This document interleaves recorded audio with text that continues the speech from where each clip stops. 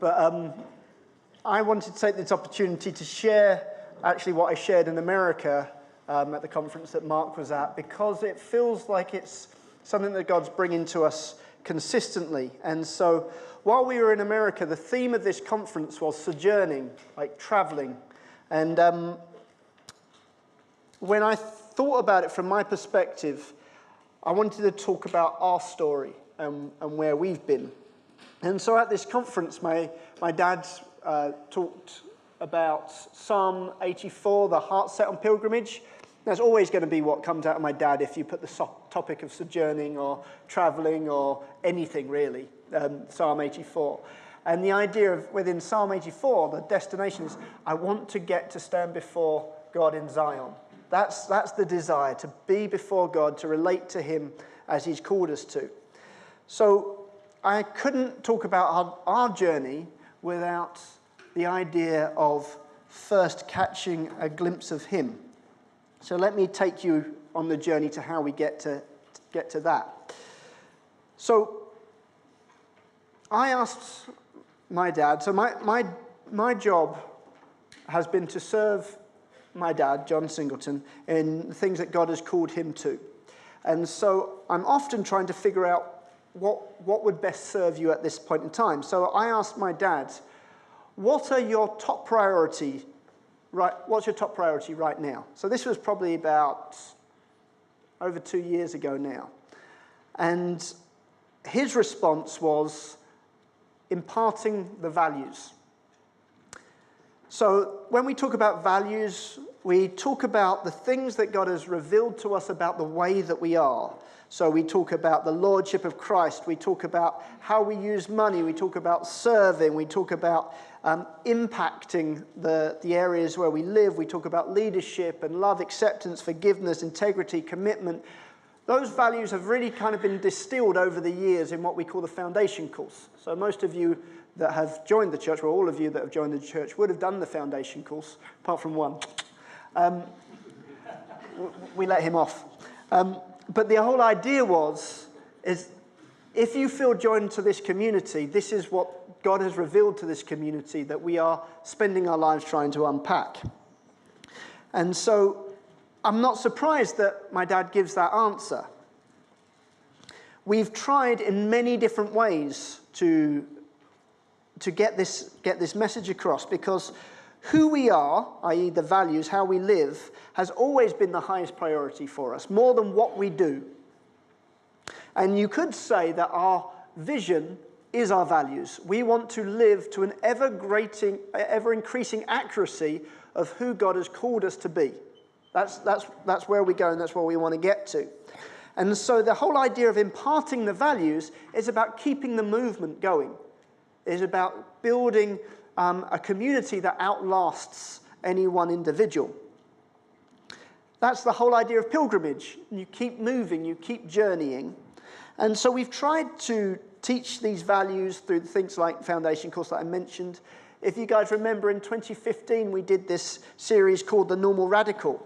And that was all about looking at these values, the teachings around these values. But there was an invitation for us to deconstruct and reconstruct the expression of those values. So every value, it has to be lived out somehow. You've got to do something in order to show what the values are. If you don't do anything, then they just remain kind of on a website or ethereal. They have to be lived out. But the way that we lived them out in the past might not be relevant going forward. We need to keep updating our expressions of these values, otherwise we miss touching down. So we spent a lot of time trying to invite people, and us as a church, let's kind of boil down to get back to what is the value, away from the expression, and what would it be to live this out in a modern day. We had to accept as a leadership, the series failed to do that. We managed to teach the stuff, but it wasn't like we released people to find fresh and exciting ways to live this stuff. And so sometimes it can feel just like we're teaching a code of conduct. This is how you've got to live to be a good lifeliner. These are the behaviors that are expected of you. And that doesn't do it. That doesn't work.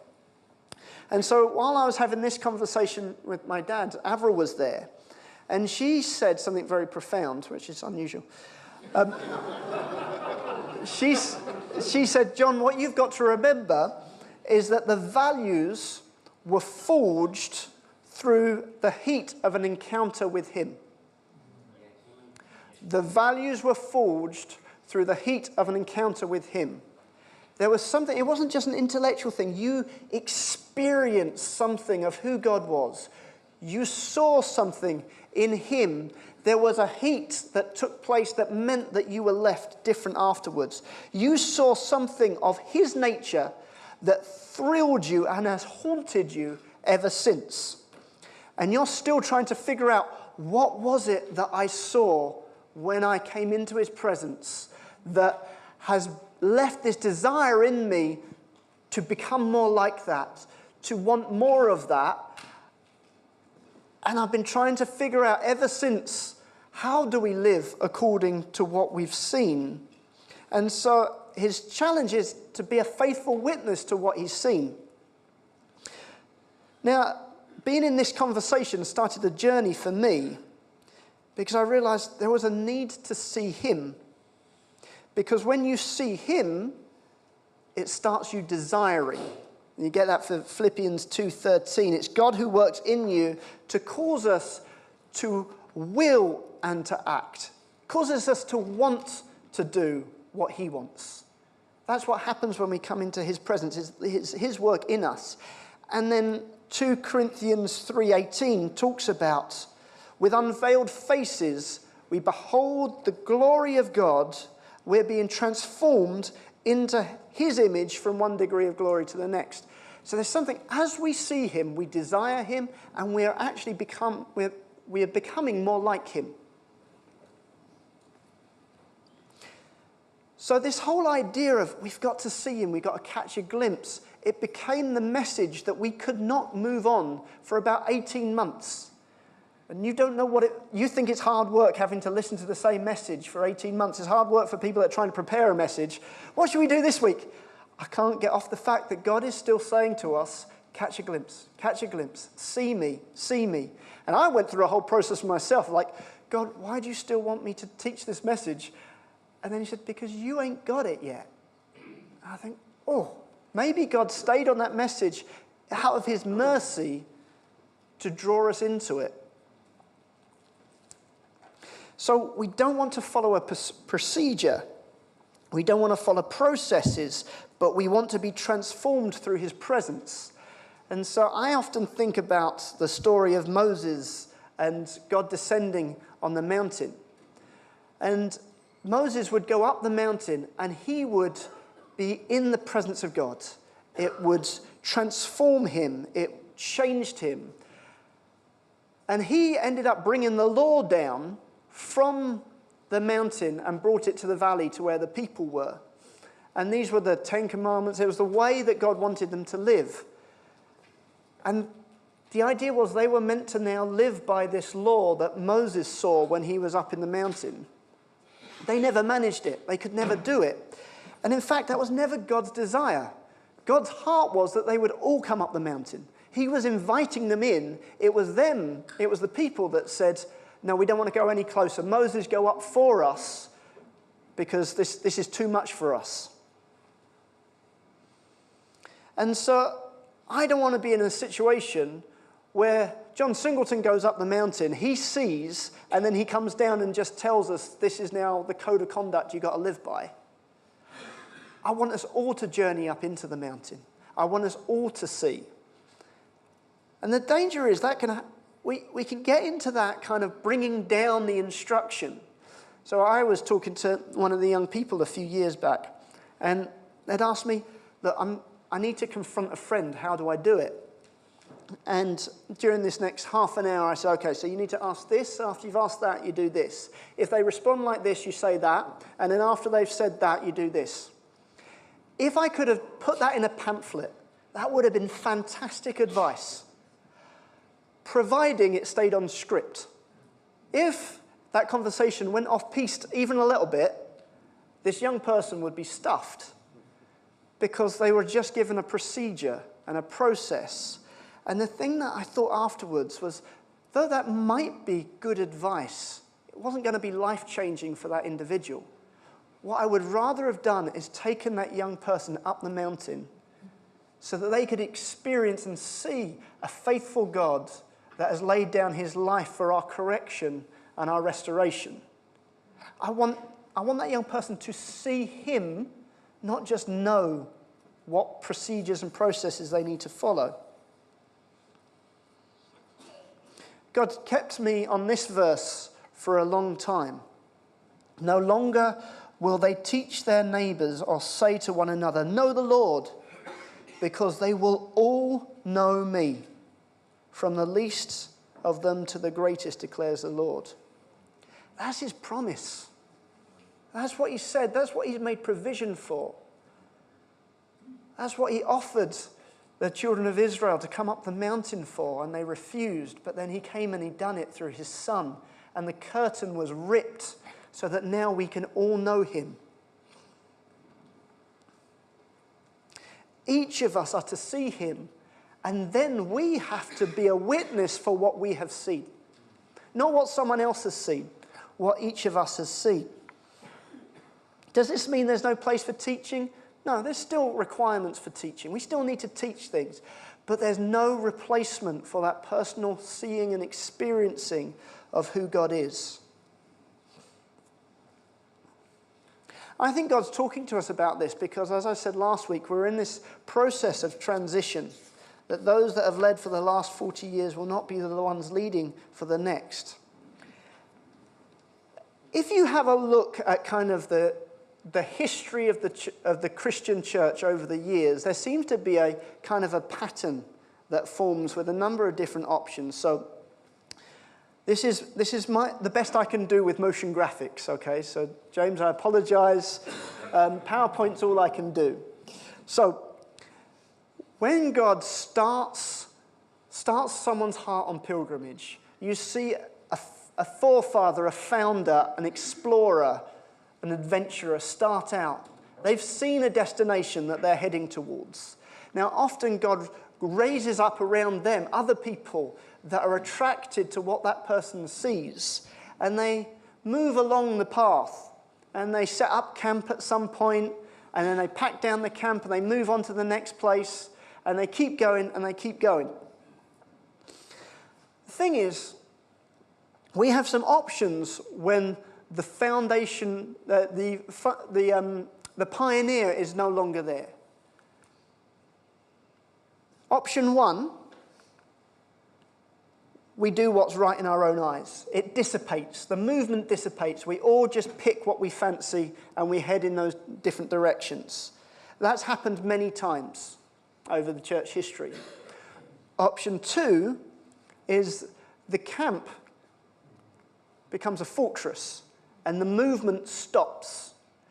And the followers decide the best way to honor what the founder was doing is to protect what is, rather than love the journey that they were on.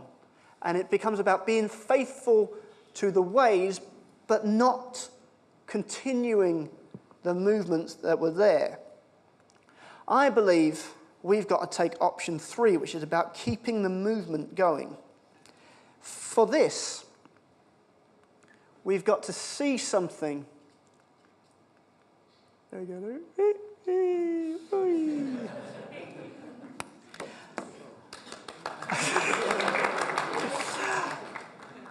For option three to happen, I've got to love the destination with the same love as the founding father had.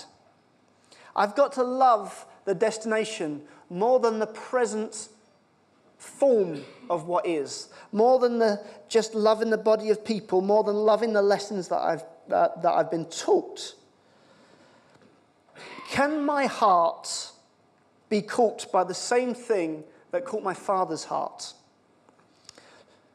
His desire to stand before the Lord in Zion. I want that. I want that same desire to grab me. I want to be faithful to that DNA that has been put in us, that identity that God has given this local expression of his body. I'm not faithful just by doing what has been done and what my Father has done. I'm faithful by seeing what my Father has seen, seeing who my Father has seen. So it's not about defending the ground that has been taken. It's about loving the Lord in the same way that he's loved it. If I see a passion for a value, I want the passion. There was one time I was asked to pick someone up from the airport, and we take picking up from the airport very seriously. We have a whole checklist to follow. And this time, Walker's Crisps had just brought out their sensation range, and I hadn't tried them all at this point. And I thought, I've got a few minutes. Let me just go into the airport shop and buy this packet of crisps. Whilst that was happening, the person that I was waiting for walked past behind my back and went and stood the other side of the lounge. And for half an hour, we're both waiting for each other.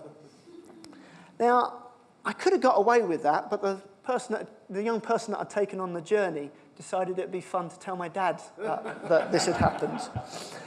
And then he thought it was hilarious watching some stripes getting ripped off me.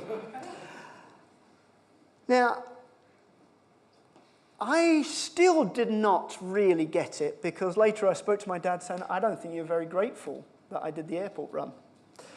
At which point my father sat me down and explained again. And I was still kind of, my pride was still kind of reeling a little bit. And I was talking to Avril about it, and she said, why do you think your dad is so bothered about an airport run?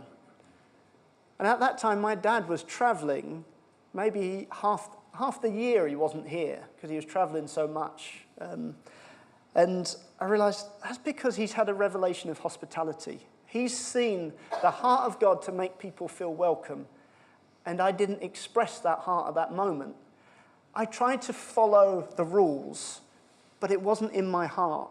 And I had to make a decision at that point. Do I still justify my outrage and my hurt pride? Or do I say, God calls me to see the thing that rests in him. Let me see that aspect of your nature, that I would want to express love in that way.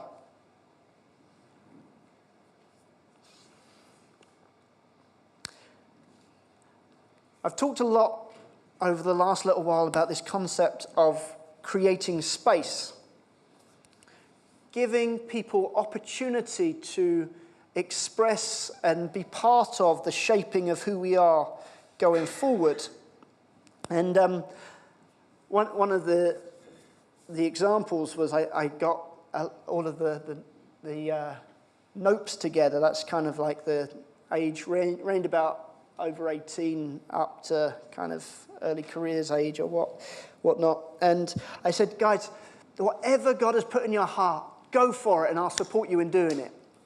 And then a little while later, I had different leaders saying, we can't find anyone to help with children's work, we can't find anyone to help with youth work, we can't find anyone to help with setup. I said, well, we've got all these young people. Why don't we talk to them? And I find they're all busy. They're all busy doing the thing that I've just given them permission to go off and do. And I thought, well, this is interesting, because we believe, collectively, we should be doing things like kids' work, youth work, setup. It's a collective commitment, yet that's not necessarily in the heart of some of these guys. And I realized creating space has to happen within a context. Because if God has joined you to this body, he's joined you to the calling of this body. And so it can't just be what seems right in our own eyes. It's got to be, what was it that God has called us to bear together and work out together? And so I realized that I had not served our young people well by saying, just go do whatever it is, because I had not given them a chance to catch a sight of what it is that God has called us to be and where he's called us to go. They were not yet haunted by the same things that had haunted the leaders of the church. And so I realized there needed to be a journey for those guys to go on where they came and saw what others had already seen. And this phrase kind of came to me. Or someone gave it to me, I can't remember. You sacrifice for what you love, and you love what you sacrifice for. Sometimes we realize that we're not committed to something because we've not actually had to sacrifice for it, and we don't realize that we're not really committed to something until a sacrifice comes up. I was talking to one of the young people that I've been kind of going on this kind of journey with, and stuff I'm talking about. I set them some homework. I said, what do you think are the values that God has revealed to LifeLine? What's the flavor? What's within our kind of DNA that we want to express? And how much do you love those things? And so they reported back to me and they said, I thought this was going to be really easy. I discovered it was really hard. And I talked to my dad about it. My dad said, you've been here 17 years and you don't know the answer to all of this. Truth is, it don't happen by osmosis.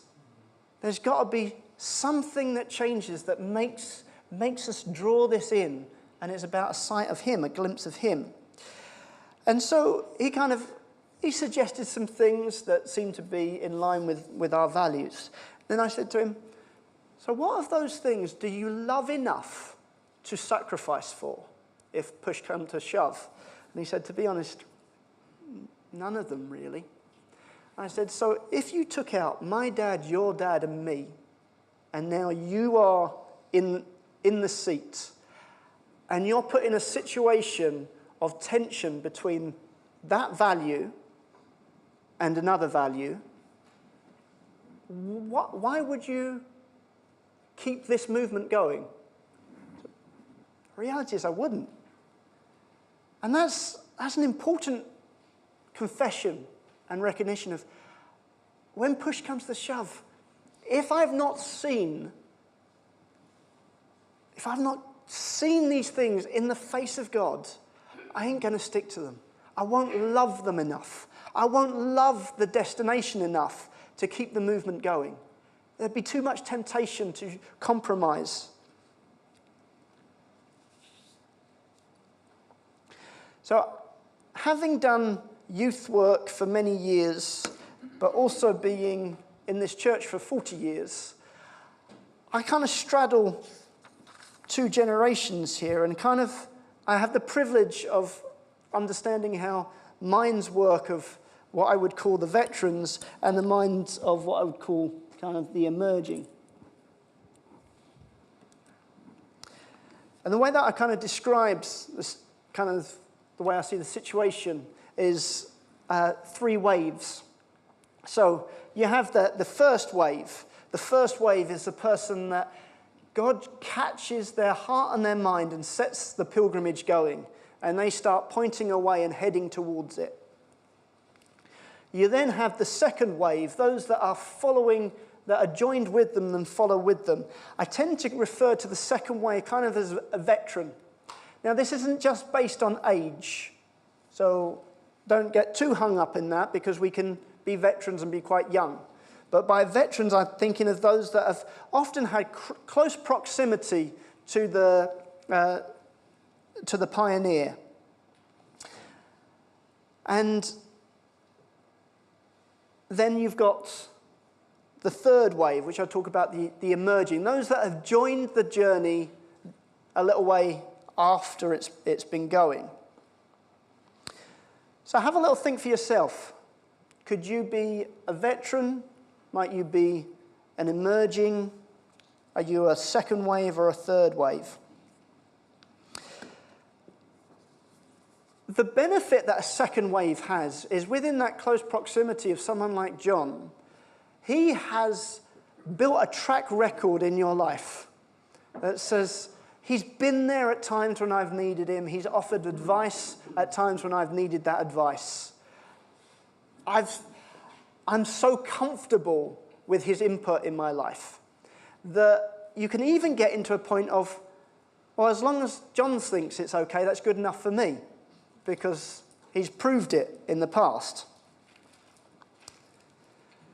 You can get, though, into a situation like this, and I heard this was an actual line. There was a discussion between an emerging and a veteran, and the veteran tried to do the trump card and said, well, I don't think John Singleton would see it that way. At which point the emerging quite rightly has the opportunity to say, John who? Because they have not had the same proximity. They've not got the track record in their life. I need to know why this is right more than because one person said it was. I need to have seen and experienced it for myself. And that's so important. And this is one of the benefits of why the second wave and the third wave, the veterans and the emerging, you guys need each other. Because the veteran might know it works, but they might not know why. And it's the annoying questions from the emerging that said, but why does it work? Why? Why did John Singleton say it? And that gives us an opportunity to say, you know what? I don't know. Because I'm not sure if I've seen it for myself. I'm not sure if it's living in me. I've just absorbed a culture, but I'm not living from a love for the destination. Each will know him, from the least to the greatest. That's his promise. So in order for this movement to continue, there needs to be a willingness to allow things to change. So we've often talked about this picture that God gave us about a tsunami. And when a tsunami floods the land, it reshapes the landscape. Where the shoreline used to be can change. And we believe that God is bringing us into a time of reshaping the landscape. It ain't going to look the way that it looked before. There are people that are emerging that are helping shape who we are going forward. But reshaping requires two critical things: discipleship and creating space. So when I say creating space has to be within a context, it has to be in the context of discipleship. If we want to maintain this movement, if we don't want to either dissipate, go all in our different directions, or we don't want to turn this into a denomination and become stuck in our ways, if we want to keep the movement going, the pilgrimage going, we have to disciple and be discipled, and we have to create space.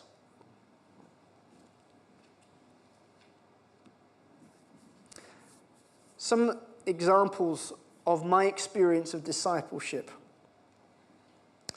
When I was in my early to mid-teens, I had just a growing interest in the Bible and was trying to read it on my own.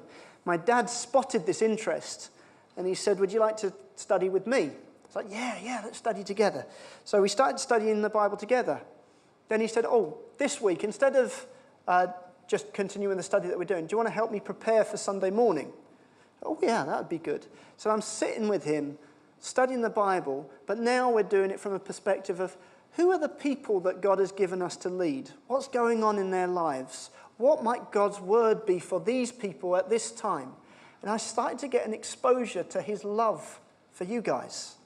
And there was something that was beginning to kind of knock on my heart, knock on the door of my heart.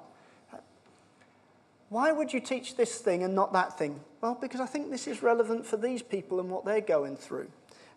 And I've begun to see his knowledge and his understanding and his love and his care. Then he would begin to say, that stuff that you've done with the youth, that illustration, do you think you could do it on a Sunday? Like, yeah, I could do that. Then he starts to say, would you like to teach a bit of this? Like, okay, if you think I can. Yeah, you can do it. Not only over time was I discipled into being able to teach and stand here today, but something more important was transferred, which was that love for the people that I'm talking to. and an interest in what's going on in your life, so that most of the stuff that I teach, I'm already talking to individuals to find out, how does this stuff help you? How does it make a difference afterwards? It wasn't just, you fancy doing some teaching? Yeah, sure, grab the stage. That would not have served me. That might have inflated my ego.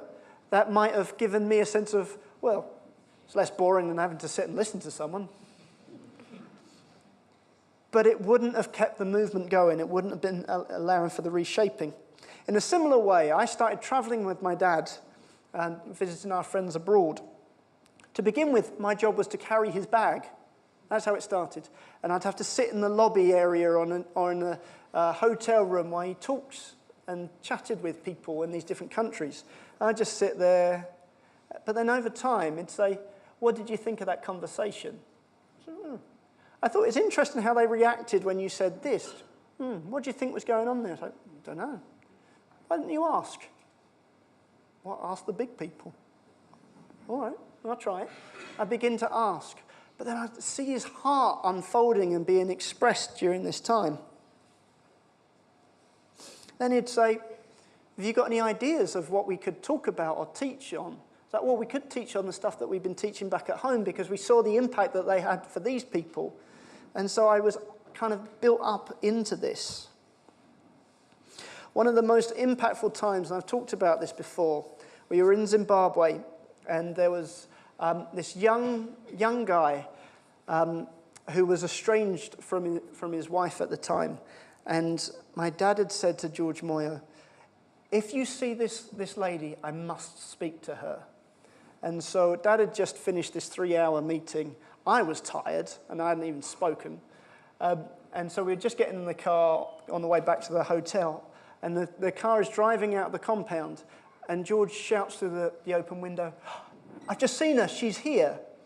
Dad's foot was on the ground before the car had even stopped moving. And he jumped out the car and he walked around the compound talking to this lady. Then he gets back in the car and he said, if I can just save that marriage for the sake of the kingdom, what a difference it would make. And I remember in that moment I thought, my goodness, my heart is not there. I saw something in that moment. It's like, what have you seen that would cause you to step out of a moving vehicle? I have not seen what you've seen. I want to see it. And there is a process that we go through where we can humble ourselves or we can kind of departmentalize someone else's fanaticism. Is that word fanaticism? Yeah. At that point I saw there's something that I'm yet to see that would cause that to happen. God, do that in me. He would always allow time for my questions. So, guys, young people, emerging leaders, new amongst us, even if you're veterans, ask more questions. Ask that God makes you curious. Because until you start asking, you can't drill down to find out what it is that people have seen that have caused it to form in this way. Why would you step out of a moving car? Why would you do it?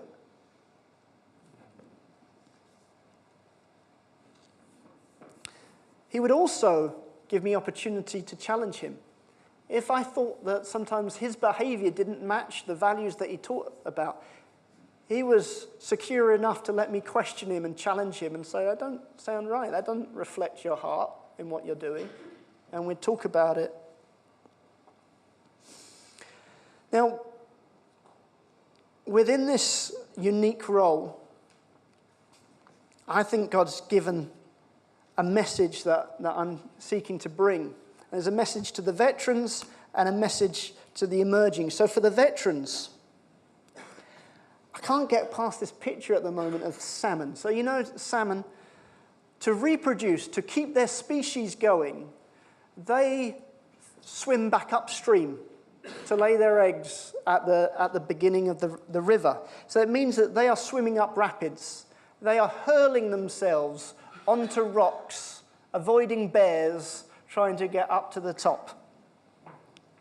They did not take up the opportunity just to enjoy their days out in the open waters and just have fun and do what, I don't know what salmon do, really, for fun. Instead, they use up their energy and their life to keep the movement going, to keep their species going. What my dad told them afterwards, I didn't realize this, but after a salmon lays its eggs, it dies and its offspring feed on its own body. Pretty gross. But think about that level of commitment to keep the movement going. And why is it? Why is it so important for a salmon? Why is it so important for us? Because God started us on a movement. God started John Singleton on a journey, on a pilgrimage that started before him, will continue after him, because he loves God. And God's not finished on this earth yet, so we've got to build in a way that outlasts us. Though the baton might be in my hand for this stretch of the race started before me and the race is going to finish after me, but while that baton's in my hand, I want to give my all to my leg of the race. We need to be like salmon. We've got to see something imparted in the next to keep this movement going. There's a great TED Talk by a guy called Derek Shivers, I think it is. It's how to start a movement. And he plays this little clip, about a 3-minute clip of this weird guy dancing in this outdoor concert. And it's really wacky kind of dancing. And then this other guy goes and starts dancing with him. And then another guy, and they keep calling their friends out until there's a mass rush of everyone comes and joins this mad dancing guy. But the thing that he says is, if you want to create a movement, you need to embrace your first follower as an equal. Then it's about the movement. It's not about you as an individual. And we need to be doing that as veterans. We can't be positioning ourselves as more important or more powerful or looking down on those that God has joined with us. Yes, sometimes the arrogance of youth is pretty jarring. I know, because I was one. I'm very jarring and very arrogant. But when we embrace as an equal, we open up the opportunity for someone to see what we've seen, to journey with them up the mountain. I believe that God is in the business, and this is what he's going to be doing over these coming days, is Malachi 4:6. It talks about, I will turn the hearts of the children to their parents and the hearts of their parents to their children. God, do this in us. Calls us as veterans to be curious of what's going on in the lives of our emerging leaders. God calls us to want to know what you're up to. And for our emerging, calls them to be curious and want to know, why do we do what we do? And so for veterans, it's time to cast a mantle, just like Elijah did over Elisha. He went and found him. God told him, go and find Elisha. Who's God calling you to go and find? Elisha was not knocking down Elijah's door at this point. He was busy in the fields. And Elijah went and threw his coat on top of him to say, I'm choosing you as someone I'm going to invest in.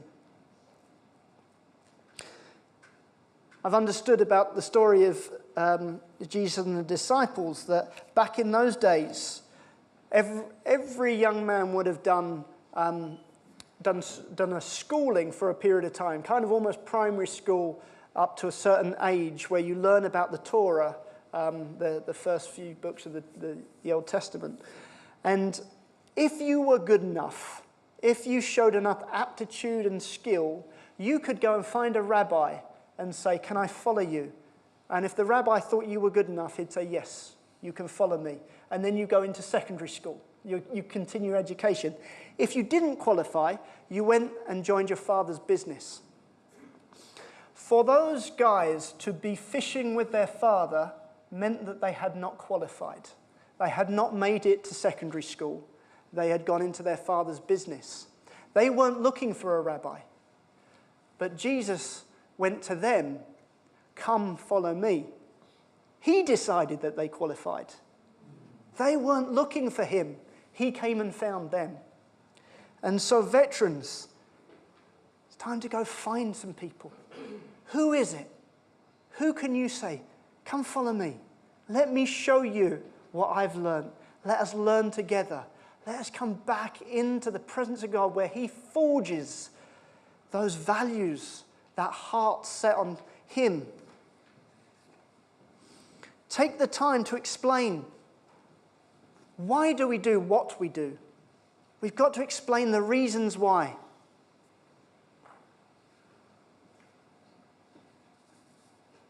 And tell your story.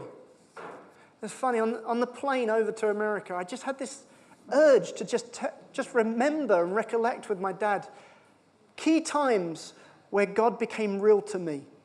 And they were always very specific, very contextualized to what I was going through at that time. But God made himself known to me, and he completely changed my life. He changed my perception of who he is, and he changed my perception of who I am because of it. I thought, why am I telling these stories? I realized God is a great storyteller, and he wants us to tell the stories where he features in. And I was saying this, and Mark said, "Did you realize that's what I did when I was in America? I told 6 stories about my life."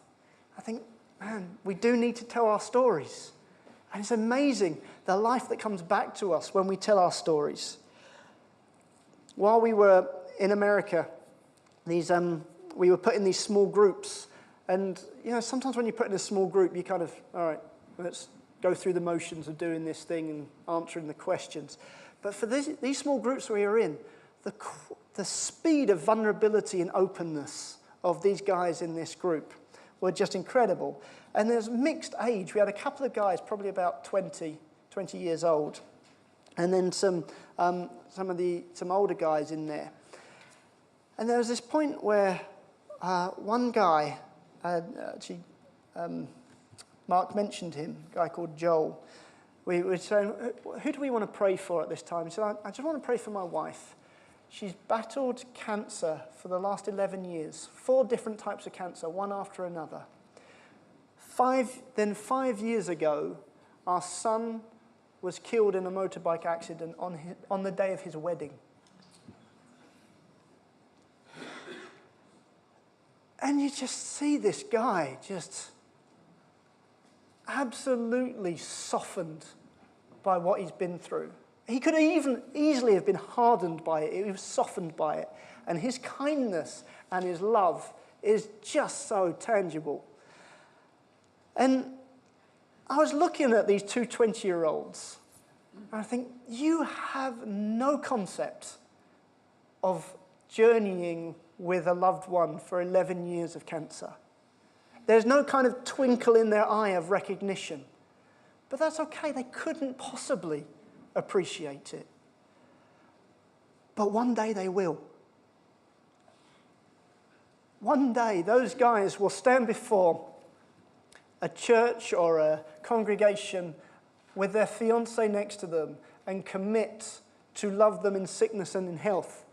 I think at that point they will know what they're promising, because that man's story would have put a seed in their life.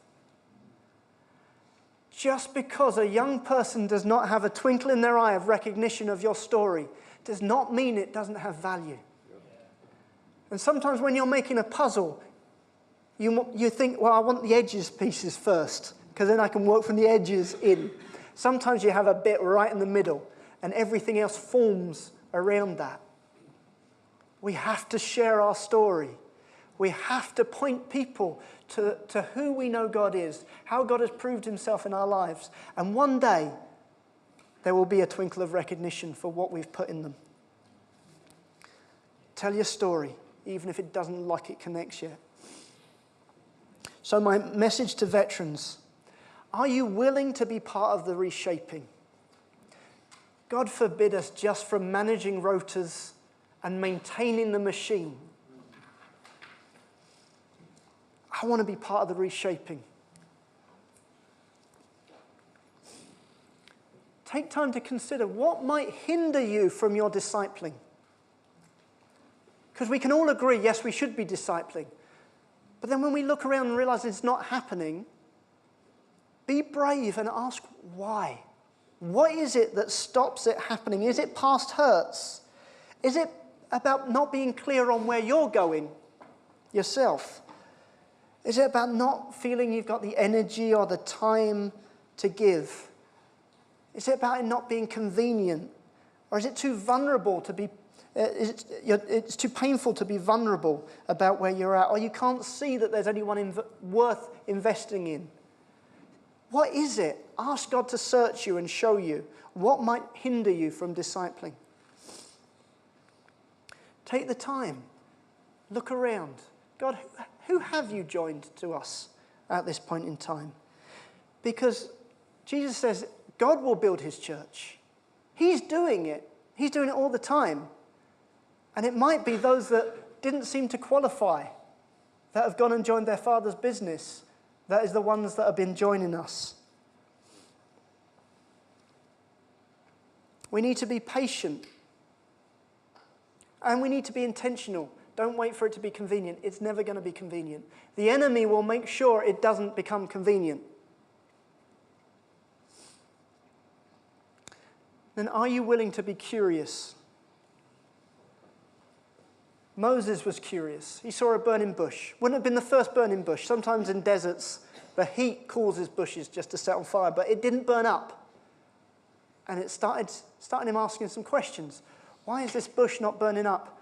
His curiosity brings him closer.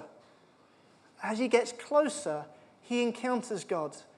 He hears God's voice, and he is commissioned for the next time, the next part of his journey. Be curious. God, what are you up to? Because God is alive and well in every human heart. Jacob wakes up from his dream and says, surely the Lord was here the whole time. I just wasn't aware of it. It's okay not to be aware, but God can make us curious. Walt Whitman said, be curious, not judgmental. Come in close enough. You could easily write someone's behavior off and assign it to a particular motive or a state of heart. Be curious, come close enough and have a look, and you will be surprised as you take an interest and you put your love towards someone. You'll be surprised what ends up coming back out from them. That you might go through a number of different people before you find someone that really bites. So be aware, be willing. If a salmon gets washed back down the waterfall, it doesn't think, well, I tried, swim back down again. It throws himself back up again. Or herself, probably. What's the message to the emerging? I'm asking this question an awful lot right now. Are you here because this is your parents' church, it's your local church, it's the most convenient to uproot yourself and go somewhere else? It's too much of a hindrance. Or are you here because God has called you to be here? And if God's called you to be here, that must mean that he's called you to be part of the purpose of this community and what has been put on this community. In which case, I'm asking the question, so do you want to contribute to who we are and where we're going? Are you open to have an experience like what the forefathers have had before us? Are you willing to engage in discipleship, not just learn in your head, but go on a journey to see? My next question would be, do you even know where we're going? Do you know who we've been called to be? In which case, you need to find out, how are you going to find out who we are called to be and where we're going? How are you going to plug in?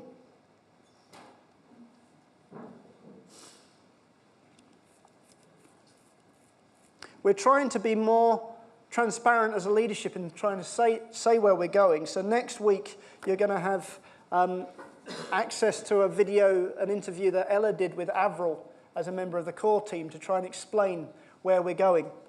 Now, I know we're taking this seriously because Avril actually wrote some notes before she started speaking. And it looked like she looks at them on the video. So there is a responsibility on us as leaders to be transparent, but there's a responsibility on you as part of the reshapers to want to find out, where are we going? The better questions you ask, the more it helps us know if we are communicating it well or not.